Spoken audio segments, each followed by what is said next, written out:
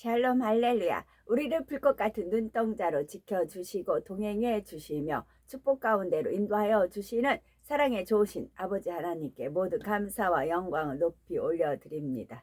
사랑의 좋으신 아버지 하나님께 모든 감사와 영광을 돌려드립니다. 아멘. 하나님께서는 태초에 영의 세계의 어느 한 공간에 존재하셨는데 그때는 다른 어떠한 존재도 없었고 오직 하나님 한 분만이 계셨습니다. 그리고 어느 정점에 이곳에서 한 분 하나님으로부터 성자 하나님과 성령 하나님이 분리되어 삼위일체 하나님으로 존재하게 되었지요.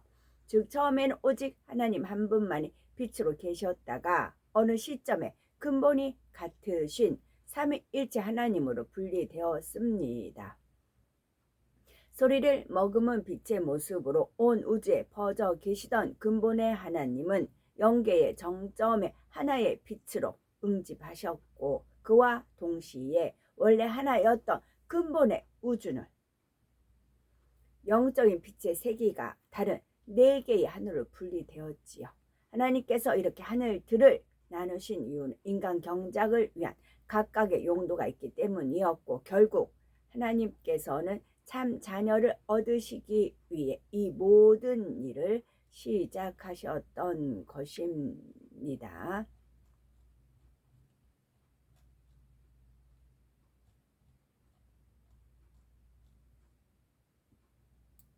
고린도 후서 11장 16절이요. 내가 다시 말하노니 누구든지 나를 어리석은 자로 여기지 말라.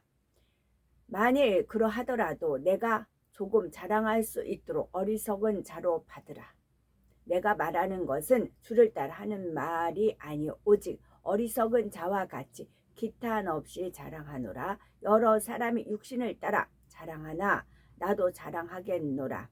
너희는 지혜로운 자로서 어리석은 자들을 기쁘게 용납하는구나. 누가 너희를 종으로 삼거나 잡아먹거나 빼앗거나 스스로 높이거나 뺨을 칠지라도 너희가 용납하는도다. 누가 나는 우리가 약한 것 같이 욕되게 말하노라. 그러나 누가 무슨 일에 담대하면 어리석은 말이나마 나도 담대하리라. 그들이 히브리인이냐 나도 그러하며 그들이 이스라엘이냐 나도 그러하며 그들이 아브라함의 후손이냐 나도 그러하며 그들이 그리스도의 일꾼이냐 정신없는 말을 하거니와 나는 더욱 그러하도다. 내가 수고를 넘치도록 하고 옥에 갇히기도 더 많이 하고 매도 수없이 맞고 여러 번 죽을 뻔하였으니 유대인들에게 40에서 하나 감한 매를 5번 맞았으며 3번 태장으로 맞고 1번 돌로 맞고 3번 파선하고 일주야를 깊은 바다에서 지냈으며 여러 번 여행하면서 강의 위험과 강도의 위험과 동족의 위험과 이방인의 위험과 시내의 위험과 광야의 위험과 바다 위의 위험과 거짓 형제 중에 위험을 당하고 거짓 형제 중에 또 수고하여 애쓰고 여러 번 자지 못하고 여러 형제 중에 형제 자매라고 부르는 것은 교회 안에서 그 성도든 뭐 집사 장로든 한 지체라고 할 수가 있는 것이잖아요. 그러면 어떤 모임에 있으면 거짓 형제가 꼭 끼어 있어요. 꼭 있어요. 100% 온전하지 않아요. 제가 지금까지 하나님 심부름하면서 다녔잖아요. 진짜 X가 있어요. 정말 이렇게 봐도 X가 있고 저렇게 봐도 X인 분이 있어요. 꼭 있어요. 그래서 거짓 형제 중에 위험을 당하고 또 수고하며 애쓰고 여러 번 자지 못하고 줄이며 목마르고 여러 번 굶고 춥고 헐벗었노라. 여기에서 여러 번 굶고 죽고 헐벗었노라. 그렇게 사도 바울의 고백이 나오지요. 사도 바울이 배가 파선하여 여러 번 파선하고 그런 말이 나오죠. 배가 파선하여 일주야를 깊은 바다에 빠졌을 때 밤하늘에 떠 있는 별들을 보며 올린 고백이 있습니다. 그 이제 사도 바울이 그런 이제 하나님 일을 하다가 깊은 일주야를 빠져 있었죠. 그럼 그 마음에서 성령의 감동하면서 기도를 올렸습니다. 그 기도를 올려서 천사가 향을 받아 올라갑니다. 그럼 하나님이 얼마나 그러겠어요. 나중에 순교의 형장까지 가야 되는 그 귀한 그릇이잖아요. 그럼 그분의 고백 한마디 한마디 얼마나 절실했겠어요. 춥고 헐벗고 배고팠고 뭐 그런 상황이었잖아요. 그러면 향이 올라줍니다. 그럼 주님께서 그 받으셔서 그걸 다 보석으로 해서 글씨가 계속 새겨져 있습니다. 그래서 사도 바울이 집이라 해서 김폴 목사님께서 사도 바울의 집이라고 해가지고 보여주신 게 있으시더라고요. 그 사도 바울의 집에 보면은 이제 액자로 커다랗게 우리가 어느 집에 가도 뭐 범사 그 항상 기뻐하라 심하게 기도 범사에 감사라든가 야베스 기도라든가 이렇게 있잖아요. 또 신방 가면 첫 개업 예배라든가 하면 액자들 사가시잖아요. 그와 같이 사도 바울의 집에 가면은 이게 보석으로 찬란하게 비춰서 사도 바울이 주님께 올린 고백이 그대로 써 있습니다. 그것을 감동함 속에서 환상을 보고 영으로 봐서 기록한 것입니다. 그래서 우리가 고백 한마디 한마디 얼마나 중요한가 하셔야 되고, 원망 불평하는 것은 원수마귀 사단을 배부르게 하는 겁니다. 그래서 새벽 하늘엔 별들이요. 자, 사도 바울이 깊은 바다에 갇혔어요. 언제 구조될지도 몰라요.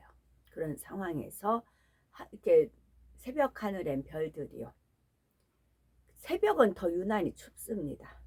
더 공기가 차갑거든요. 새벽 하늘엔 별들이요. 그 별들 하나하나가 주님의 사랑의 눈빛이나이다. 이미 사도 바울은 사랑의 은사를 받은 겁니다.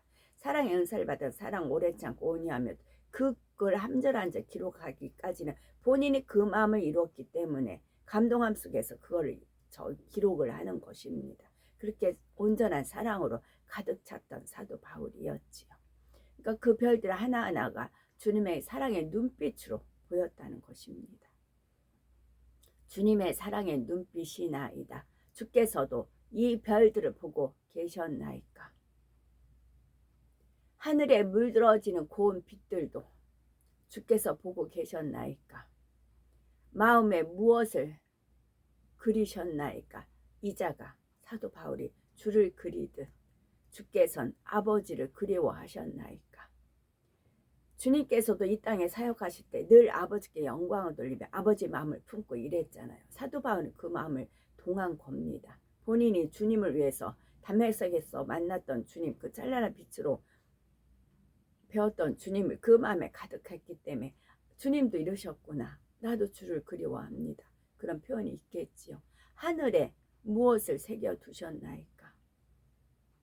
제 얼굴도 새기셔서 그 하늘을 지금 이자가 보게 하시나이까. 주여, 이자의 마음이 온통 주께 있사와 이 뜨거운 마음을 주체할 수 없나이다.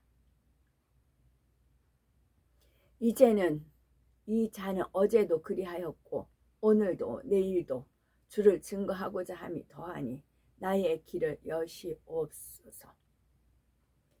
차가운 바닷속에 있으면서도 뜨거운 마음을 주체할 수 없다. 그렇게 표현을 한 겁니다. 사도 바울은 본인이 그렇게 온통 그 깊은 바다에 있으면서도 자기가 주님을 핍박했던 그 죄값을 치르는 거구나.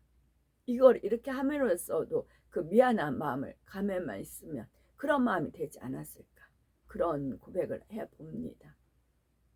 사도 바울이 배가 파선하여 일주야를 깊은 바다에 빠졌을 때 밤하늘에 떠있는 별들을 보며 올린 고백입니다. 여러 고백들이 있는데 나눠서 읽어드리겠습니다. 사랑은 회생을 낳고 새로 태어나는 그 회생을 낳고 헌신을 낳고 또 고통도 낳습니다. 그러나 다시 사랑을 낳습니다. 다시 사랑을 낳습니다.